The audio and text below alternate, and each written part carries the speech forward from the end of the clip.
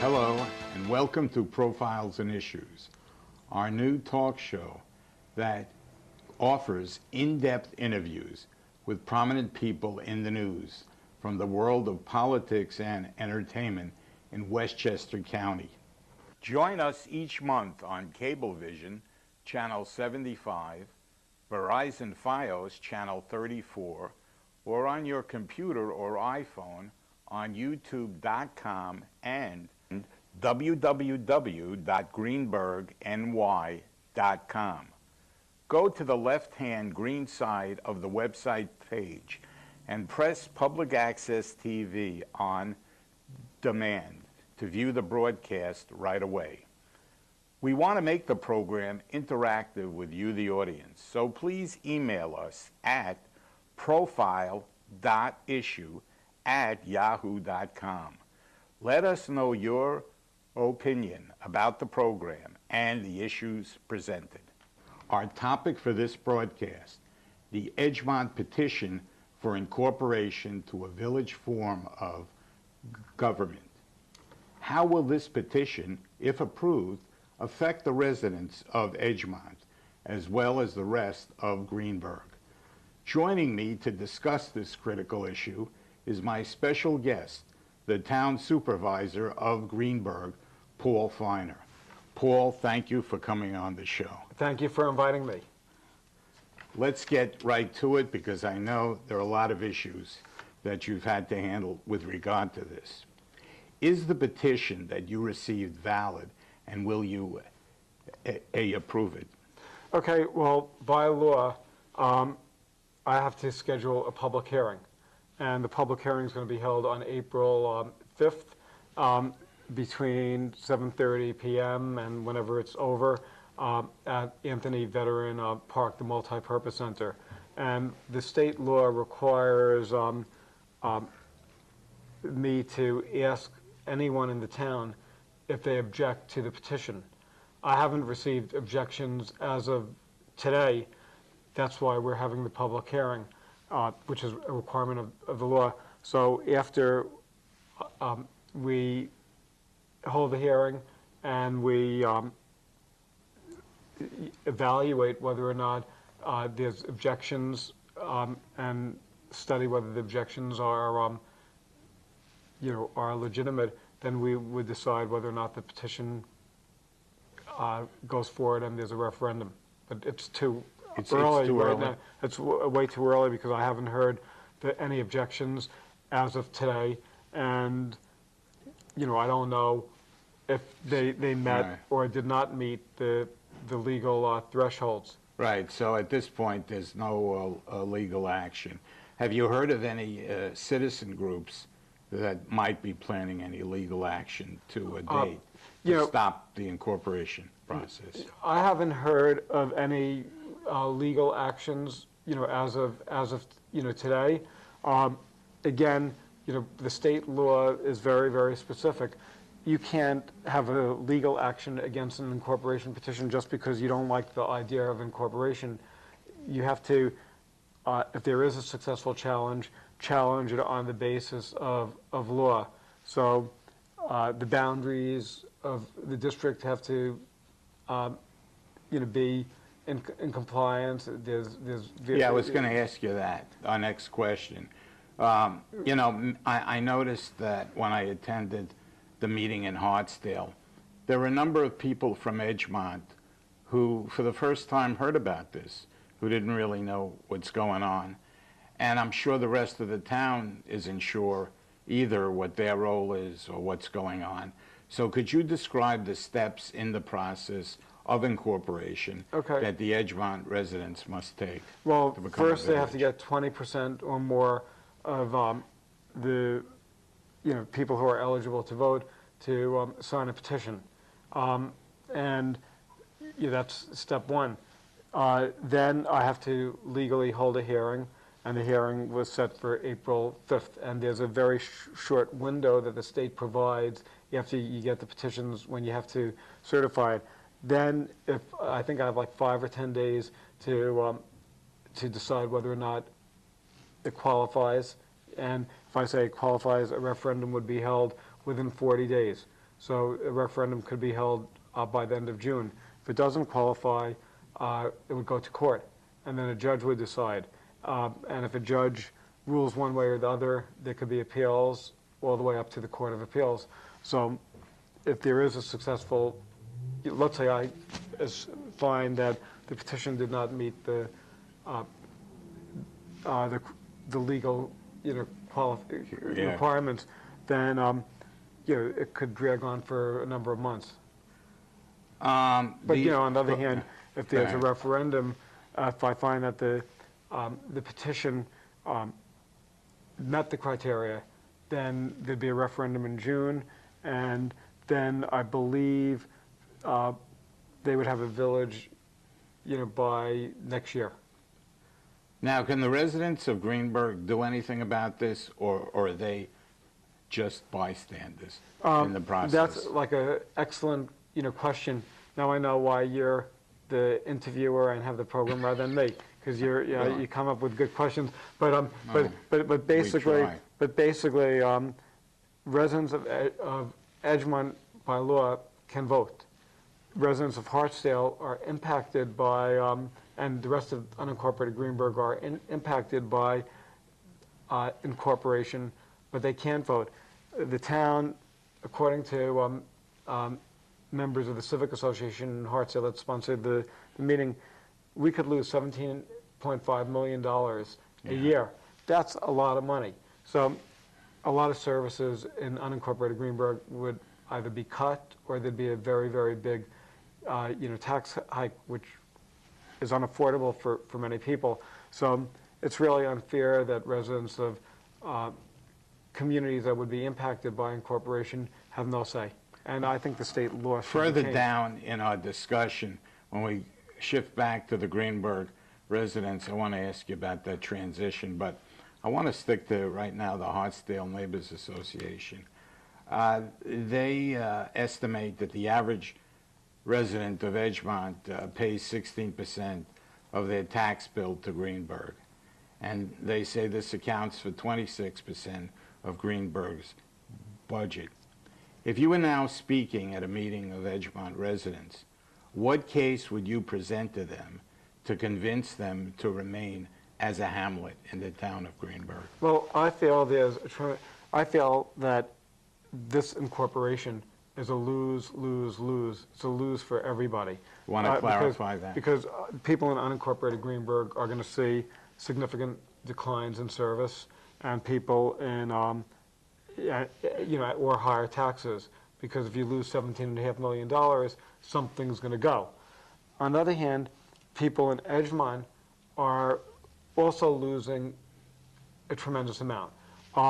Their taxes are, without question, going to go up, and their services are going to go, go down. Let's say the Greenburgh police, let's say they have their own police department, which they could do. They're not going to have as large a police force as the Greenburgh, police department. And let's say there's a hurricane, trees are down on 3 or 4 streets because there's a lot of trees in Edgemont. They will not be able to patrol the streets and also address emergency situations because they won't have the resources. Their public works department will be much smaller. So if there's hurricanes or power outages, and we had I think 3 power outages in Edgemont in the past 6 months, 3 or 4. They don't have the resources to handle it because of a much smaller department. Right now, I could shift people from all over the town to Edgemont if there's a problem. Edgemont, I think crime would probably go up. It's interesting because our police department, we have a large police department of about 115 officers, and burglaries in Edgemont burglaries in Greenburgh, the whole town of Greenburgh, are less than burglaries in the village of Scarsdale. I think the police chief said last year, townwide, including Fairview, Hartsdale, East Irvington, Hastings, Edgemont, we have 35 burglaries. The village of Scarsdale, a much smaller community, had 50 burglaries. Now, we have a lot of programs, street crimes, a great detective division. If they have a smaller police force, they're not going to be able to, we'll have to cut back some of our units. They won't have the same staffing, so that's a problem. And again, when you're looking at Edgemont, Edgemont is near Central, it includes Central Avenue, it includes, it's close to the Bronx River Parkway, it's close to the Sprain Parkway, so it's, there's affluent sections of Edgemont, so because of its proximity to highways, it's easy for a criminal to quickly, do their burglaries and then get out. So I sort of feel that that's a big risk. They want to privatize, the sanitation, which means that some of our sanitation people will lose their jobs. If they privatize, they may get a low bid the first year, may be able to save some money on that, but they're going to actually lose in the long run because after a year or two, the company is going to land up jacking up the prices. I could go on. Let me just. You're touching on a lot of good points.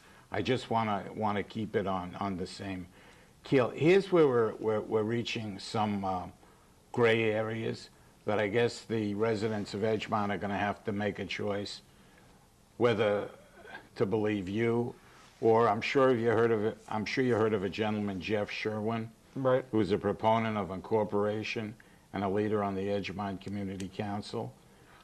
Before I read my scheduled question, when I was doing research for the show, there is an Edgemont, his community council put up a website, Edgemont Community Council, and they hired a consulting firm. And he states on that website that they find that they will have the money to make the transition.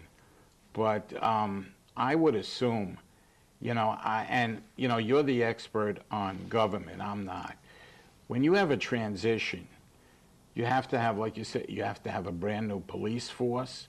Yeah, if you're going to have a mayor and then a village manager, form of government, trustees, build the building, I guess. I mean, all of this is a tremendous amount of outlay. The first 3 years, is he talking about a gradual transition, a total transition, or you're not sure? Well, first of all, when you talk about the consultant company that they hired, right. The company is out of state, and I think if I was Jeff Sherwin and people from the Edgemont Community Council, I'd ask for my money back because they got a defective report. The consultant that they hired to analyze whether or not incorporation makes sense never bothered to contact one department head in the town of Greenburgh. How could you do a report talking about incorporation and the benefits to the community if they don't reach out to town officials and at least ask questions or check the numbers? That community, the consultants they hired, they don't know Greenburgh, and I don't think that they even are familiar with Westchester. So I think that the company did a lousy, a lousy report. What's the salary of a village manager going to be? I get $149,000. The fire chief in Edgemont gets more than in the 200s, probably in the mid-200s. The school superintendent, one time they were paying a school superintendent over $300,000 in Edgemont a year. So are they going to pay a village administrator my salary, or are they going to be paying a village administrator minimum of what the fire chief makes? They really haven't outlined salaries. Where is the village hall going to be? Are they going to buy a village hall? How much are they going to? How many millions of dollars are going to have to spend, on that? Are they going to have a court, a town court? Are they going to have a jail? Where is the jail going to be? So I sort of feel that there's a lot of unanswered questions when you look at sanitation, public works. We pick up refrigerators. We have crews that are cleaning debris off shoulders of roads. Will they have the resources to do those little extra things? Yesterday, somebody called me hysterical. There was a dead cat in front of her house. She called me. I had the Public Works Department pick it up, which Wow. so it's like so it's like little quality of life things. We built a sidewalk. We're spending maybe $1 million a year on sidewalks. We did 2 major sidewalks last year. Just finished actually about a week ago. One on Fort Hill Road from Ardsley Road heading towards Jackson. Another on Sealy Place. Right now, if you have a sidewalk that is being built in Edgemont, is paid for by the entire town. $1 million to a small village for a new sidewalk would be prohibitive because it's only being paid for by them rather than the whole town. That's another thing. The federal lawsuits, the housing lawsuit, which you're probably I know you're aware of. Greenberg was exempt from having to comply with the federal housing because we have housing all over. After, not when Trump is president, but after he leaves and there's a more progressive liberal president, there's a great possibility that the federal courts will do what they did when Andy Spano was county executive and say that every community has to have a certain amount of low-income housing. Edgemont has none, but basically because they're part of the town, they're benefiting from being part of the town. All right, well, here's where I want to cut in because you hit a very interesting point. I get the feeling that the Edgemont Community Council has a vision for its town that they want to become another Scarsdale. But if I understand you properly, what you just stated is that there are certain mandates that all municipalities must have. But when he presents his view of it, he doesn't really emphasize that. He emphasizes, and I quote from a January 9th, 2017 minutes of a council meeting, of their council meeting, and in an email sent by you offering him a seat on the town planning board, he stated the following, and I quote, okay, Edgemont, I quote, has limited political influence over its daily and future affairs because Greenberg makes zoning and planning decisions that affects its quality of life, school enrollment, taxes, and property values. It has no representatives on the town board and represents only 8% of the town's voting population. How do you respond to this? Okay, well, we have representation on the zoning board from Edgemont. We have 2 members on the planning board, which is the major land use board. And I offered Mr. Sherwin a seat on the board, which he denied, so they would have had 3 members on the planning board. We've had in the past, at times, Edgemont representation on the town board. Les Adler, a former councilman, served 17 years, is a resident of Edgemont. He ran for office and got elected. Eddie Mae Barnes lived in Edgemont, was on the Greenberg Town Board for many years. That's one of his other arguments. Anybody could run. That he contests that since Eddie Mae Barnes, they have not been able to get, because they only represent 8% of Nobody's tried. The only one who's tried running has been Bob Bernstein. He ran against me and he lost. But he lost because most people around the town were not happy with his recommendations and proposals. He's for the past 15, 20 years been trying to tear the town apart rather than to bring us together. And I think people, don't like that. I may be stepping over, but I want to, I got the feeling, and I could be wrong, but I got the feeling that, again, they want to create an exclusive town, and they feel that The rest of Greenberg isn't in the vision that they want. I- And when I say they, I don't mean all the Edgemont residents, just the community council. The people who basically organize the petition. Yeah. But, you know, I think people have to also realize that, let's say somebody's paying $100 a year in taxes. $84 of that is not going to change if they basically incorporate. Actually, $86 because only 16% of everybody's tax dollar goes to the town, for the town of Greenberg. If they become a village, we keep 2% of the 16%. So the maximum amount, so you're talking about 14%. That's all that you're talking about out of $100.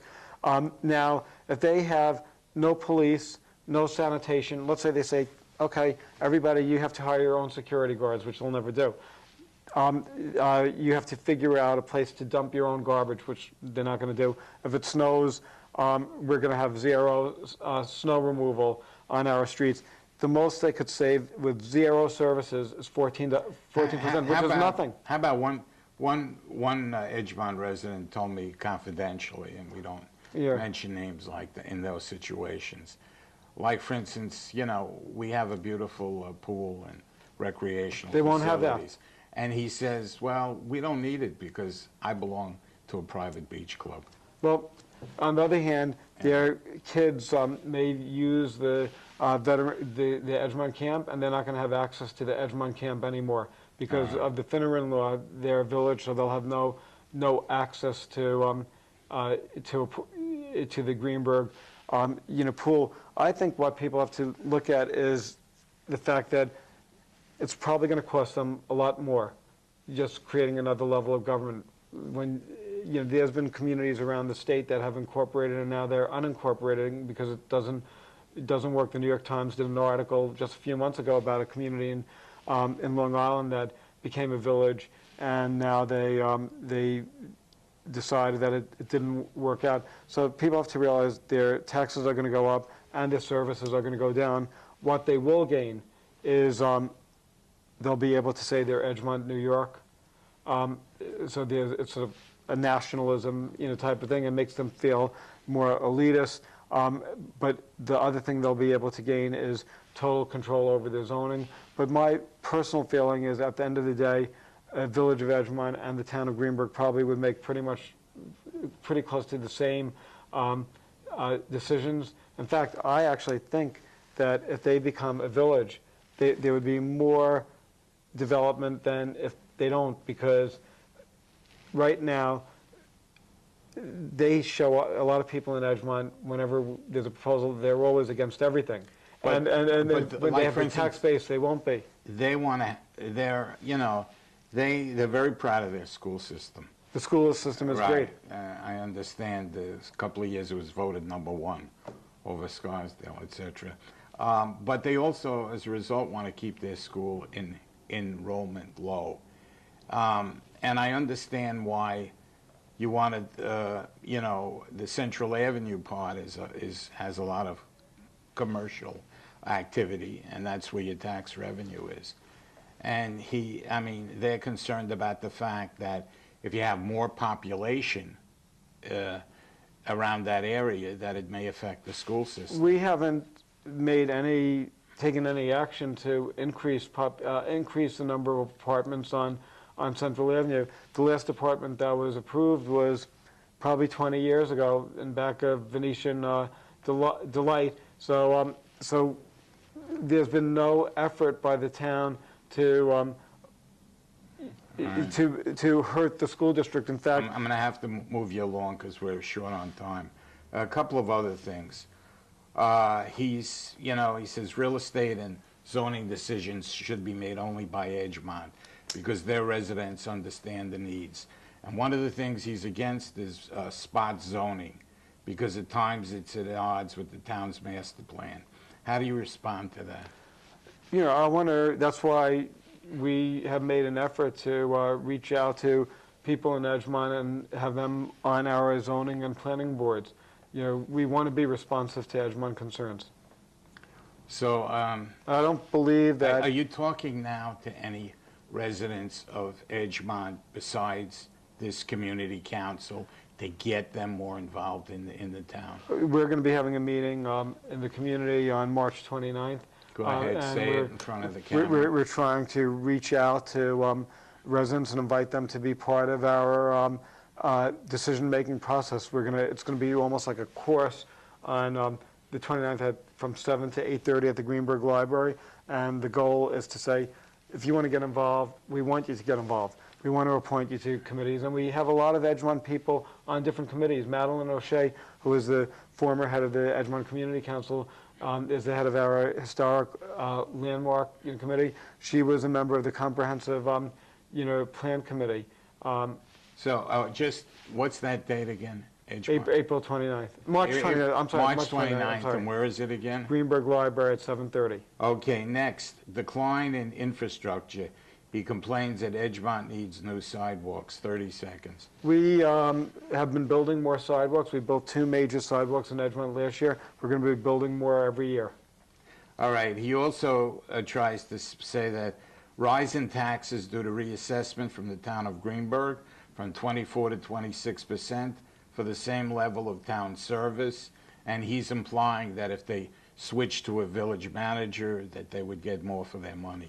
Well, first of all, the reassessment was originally proposed by the Edgemont Community Council. Okay. And they basically proposed it, and once they got the results, now they want to break away. I think you're getting great value for your dollar. We're 1% of the communities in the United States that has a AAA bond rating, the highest rating possible from Moody's and Standard & Poor's, and it went up 3 times since I've been town supervisor. I think they're getting a lot of value.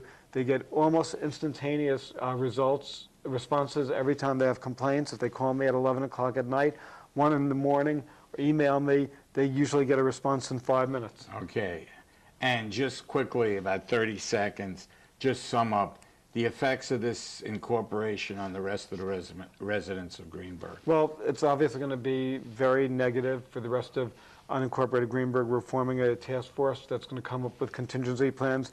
But for people who live in Edgemont, it's risk. Very, very risky.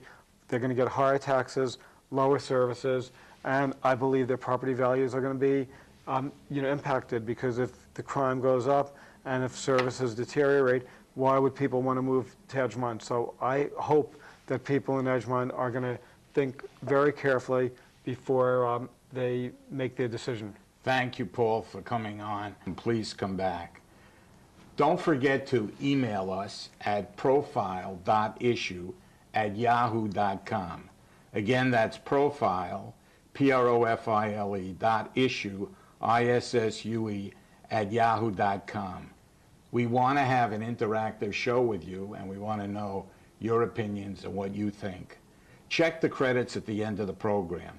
My guest has been Town Supervisor Paul Feiner. This is Dennis Rudin saying so long for Profiles and Issues.